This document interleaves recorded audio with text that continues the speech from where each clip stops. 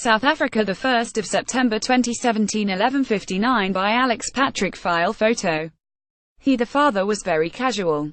So casual after he kicked that baby and smashed him against the wall, said Rashieda Landis. Image Gallo Images. A stock eye called his name. He looked up at me and sighed his last breath. Rashieda Landis recalled the last moments of a 5-year-old boy's life after he was allegedly severely beaten by his father on Thursday night. Landis, a ward councillor of Chrisville, south of Johannesburg, said that the boy's father reacted casually to the traumatic event. He, the father, was very casual. So casual after he kicked that baby and smashed him against the wall. He, the boy, had cigarette burns all over his body, Landis said. I was with him when he died. I saw his face and I immediately knew he had been beaten. She said that the father had just come out of jail for beating the boy. Last night I asked, is he on parole? He wasn't. This guy, the boy's father, was arrested 6 months ago for beating his child. The father's sister and I laid a case against him. 3 months later his sister had dropped the charges against him. His sister went to Westgate Court and the judge actually allowed the charges to be dropped.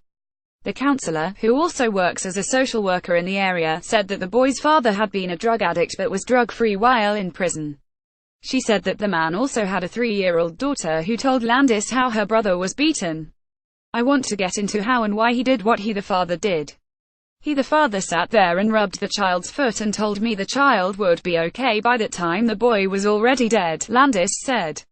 ER24 spokesperson Anine Siddall said that a paramedic went to South Rand Hospital in her personal capacity after she heard that the boy had been transported there, but the boy had already been declared dead by the hospital. The paramedic said that the boy had been dead for 2 or 3 hours by the time she got to the hospital at around 7 p.m. She, the paramedic, said that the boy had severe injuries and his whole body was covered in bruises.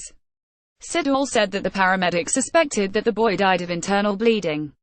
Landis said that the boy's mother lived in Bloemfontein and had given custody of the child to his paternal grandmother, but that the child ultimately ended up in the care of his father and the father's girlfriend. According to Landis, the boy's father kept the abuse from his girlfriend. He wouldn't allow his girlfriend to feed and clothe the child.